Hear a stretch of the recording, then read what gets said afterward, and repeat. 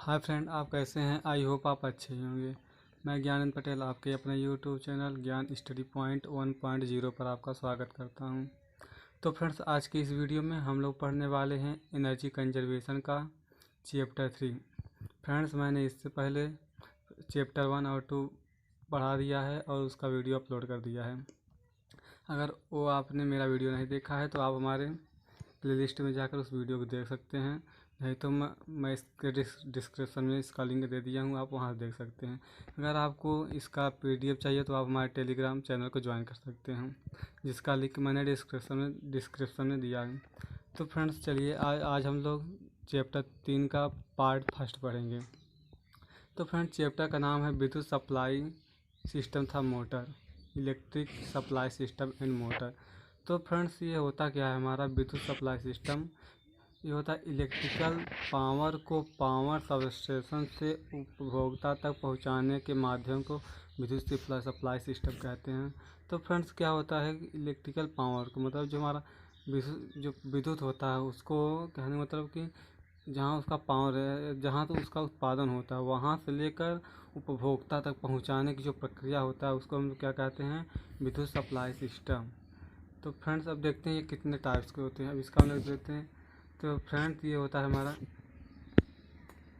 ये कितने टाइप्स होता है फ्रेंड्स? सप्लाई सिस्टम का मुख्यतः दो भागों में बांटा गया है। मतलब फ्रेंड्स, इसके दो प्रकार के होते हैं।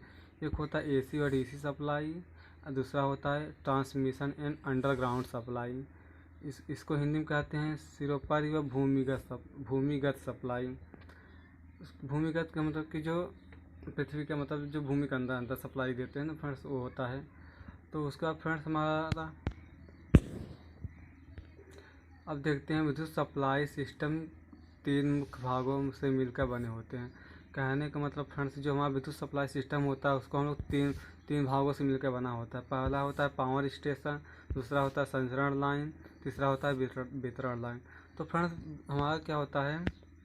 Power station. पावर स्टेशन मतलब होता है फ्रेंड कि जहाँ से बिजली का उत्पादन होता है उसको हम लोग पावर स्टेशन कहते हैं। संचरण लाइन ये होता है कि जैसे हम संचरण लाइन मतलब जैसे तार को मतलब कि उपभोक्ता के घर पहुंचा, मतलब हाई वोल्टेज को पहुंचाना। और तीसरा होता है वितरण सिस्टम। वितरण सिस्टम मतलब फ्रेंड्स ये होता है जो कस्टमर होते हैं, जो कंज्यूमर होते हैं, उनको मतलब डिस्ट्रीब्यूट करना, मतलब उनको विद्युत सप्लाई करना।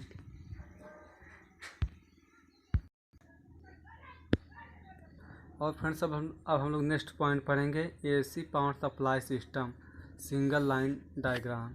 तो फ्रेंड्स, ये क्या होता है हमारा इसको हिंदी में कहते हैं एसी पावर सप्लाई सिस्टम का एकल आरेख। तो फ्रेंड्स, आइए सबसे पहले हम लोग इसका डायग्राम समझते हैं, उसके बाद इसका हम लोग थ्योरी भी समझेंगे। तो क्या होता है फ्रेंड्स, इसमें क्या होता है? सबसे पहले जनरेटिंग स्टेशन होता है। तो फ्रेंड्स, इसमें क्या होता है कि हम लोग पहले यहाँ पढ़ रहे हैं सिंगल लाइन डायग्राम। तो फ्रेंड्स, ये होता है इसमें क्या होता है? सबसे पहले हमें 11 किलो वोल्ट का मतलब विद्युत सप्लाई का मतलब इलेक्ट्रिक का मतलब प्रभाव करते हैं, धारा प्रवाहित करते हैं। तो जब इसको हम यहाँ जब नीचे आता है तो क्या होता है? 11 किलो वोल्ट होता है 132 किलो वोल्ट में बदल जाता है। और यहाँ से हमारा क्या होता है? यहाँ से ये प्राथमिक संचरण में आ जाता है। उसके बाद ये फिर जब हम लोग इसको और नीचे लाते हैं तो ये हमारा चेंज होता है 132 जो किलो वोल्ट होता है वो 33 किलो वोल्ट में चेंज हो जाता है। उसके बाद फ्रेंड्स, हम लोग आते हैं रिसीविंग सब स्टेशन। इसको द्वितीयक संचरण कहते हैं। जैसे ही फ्रेंड्स यहाँ आता है जो हमारा मतलब जो विद्युत होता है वो 33 किलो वोल्ट होता है वह 11 किलो वोल्ट में चेंज हो जाता है। और फ्रेंड्स, यहाँ से ये स्टेप अप रहता है। फिर जैसे इसको हम लोग नीचे लाते हैं तो ये क्या होता है? 33 किलो वोल्ट और 11 किलो वोल्ट में चेंज हो जाता है। फिर अब हम लोग इसको और नीचे लाते हैं, जैसे प्राथमिक संचरण कहते हैं, जैसे सब स्टेशन। यहाँ आते हैं तो ये जो क्या होता है, जो 11 किलो वोल्ट होता है वो 400 वोल्ट में परिवर्तित हो जाता है। जैसे कि आप यहाँ देख सकते हैं ये 400 वोल्ट में परिवर्तित हो जाता है। उसके बाद से हम लोग क्या करते हैं कि यहाँ से उपभोक्ता जो हमारे कस्टमर होते हैं वहाँ से मतलब यहाँ से हम लोग क्या करते हैं? पावर मतलब विद्युत को डिस्ट्रीब्यूट करते हैं। तो फ्रेंड्स, उसका कुछ थ्योरी पढ़ लेते हैं तो उससे हमको ज़्यादा अच्छी तरह समझ में आएगा। तो फ्रेंड्स ये होता है पहले हमारा जनरेटिंग सब स्टेशन, वह स्थान जहाँ पर विद्युत का उत्पादन किलो वोल्ट पर अल्टरनेटर के द्वारा किया जाता है। फ्रेंड्स यहाँ मोटर रहेगा, यहाँ मोटर लिखा गया है। कहने का मतलब फ्रेंड्स वह स्थान जहाँ पर विद्युत का उत्पादन जो 11 किलो वोल्ट पर अल्टर मोटर के द्वारा किया जाता है, उसको हम लोग कहते हैं जनरेटिंग सब स्टेशन। तो फ्रेंड्स हमारा दूसरा होता है प्राइमरी मतलब प्राथमिक संचरण, वह था जिसके द्वारा विद्युत का संचरण 3 फेज 3 वायर 132 किलो वोल्ट पर किया जाता है। यह स्टेप अप ट्रांसफर द्वारा 11 किलो वोल्ट को 132 किलो वोल्ट तक बढ़ाया जाता है। कहने का मतलब फ्रेंड्स आप देख सकते हैं जैसे यहाँ पहले ही पॉइंट में क्या है 11 किलो वोल्ट है, तो इसको जैसे ही क्या किया कि जब इसको स्टेप अप ट्रांसफर द्वारा क्या किया, इसको 11 किलो वोल्ट को 132 किलो वोल्ट तक बढ़ाया जाता है। उसके बाद फ्रेंड्स हमारा तीसरा पॉइंट आता है द्वितीयक संचरण, वह था जिसके द्वारा विद्युत का संचरण 3 फेज 3 वायर तथा 33 किलो वोल्ट पर किया जाता है, मतलब कि 33 किलो वोल्ट पर किया जाता है। यह स्टेप डाउन ट्रांसफार्मर तथा द्वारा 132 किलो वोल्ट को 33 किलो वोल्ट तक घटाया जाता है। कहने का मतलब फ्रेंड्स ये जो हमारा 132 है इसको घटा के कितने पे 33 किलो वोल्ट पर किया जाता है। उसका हमारा फ्रेंड्स नेक्स्ट पॉइंट है प्राथमिक वितरण मतलब प्राइमरी डिस्ट्रीब्यूशन, ये वह था जिसके द्वारा विद्युत का वितरण 3 फेज 3 वायर 11 किलो वोल्ट पर किया जाता है। यह स्टेप डाउन ट्रांसफार्मर द्वारा 33 किलो वोल्ट को 11 किलो वोल्ट तक घटाया जाता है। कहने का मतलब फ्रेंड्स ये जो हमारा प्राइमरी डिस्ट्रीब्यूशन होता है इसमें क्या होता है कि जो 33 किलो वोल्ट है उसको 11 किलो वोल्ट तक घटाया जाता है। और जो हमारा नेक्स्ट पॉइंट है द्वितीयक वितरण मतलब सेकेंडरी डिस्ट्रीब्यूशन, वह था जिसके द्वारा विद्युत की वितरण 3 फेज 4 वायर, फ्रेंड्स यहाँ क्या हो गया 4 वायर हो गया, और 400 वोल्ट के द्वारा उपभोक्ता को पहुँचाया जाता है। यह स्टेप डाउन ट्रांसफार्मर द्वारा 11 किलो वोल्ट को 400 वाट तक घटाया जाता है। तो फ्रेंड्स आप देख सकते हैं अगर आप इसको थोड़ा थ्योरी के सहायता से अगर इसको समझेंगे तो बहुत ही अच्छी तरह से आपको समझ में आएगा। चलिए अब हम लोग नेक्स्ट पॉइंट की ओर चलते हैं। और फ्रेंड्स हमारा नेक्स्ट पॉइंट है विद्युत पावर वितरण में हानियाँ, losses in electrical power distribution. कहने का मतलब फ्रेंड्स ये है कि जो हमारा जो विद्युत हम लोग मतलब देते हैं उसमें तो हमें क्या क्या हानियाँ होती हैं, क्या क्या प्रॉब्लम होती है, वो सब देखते हैं।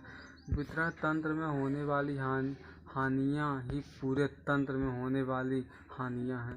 कहने का मतलब फ्रेंड्स ये है कि अगर जहाँ से आप विद्युत को मतलब विद्युत सप्लाई दे रहे हैं, अगर वहाँ से अगर कुछ प्रॉब्लम हो जाता है तो पूरे तंत्र मतलब जहाँ जहाँ लाइट का डिस्ट्रीब्यूशन हुआ है कुल हानियाँ मतलब पूरी तरह से कुल हानियाँ रहेंगी।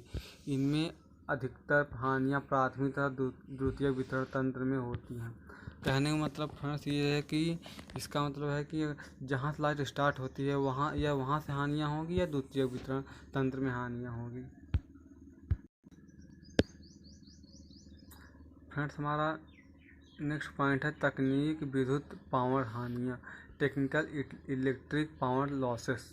कहने मतलब जो हमारी टेक्निकल हानियाँ होती हैं वो क्या होता है जब वितरण लाइनों में उपयंत्र तथा तार के द्वारा लॉसेस होता है। इस प्रकार की हानियों को तकनीकी विद्युत पावर हानियाँ कहते हैं।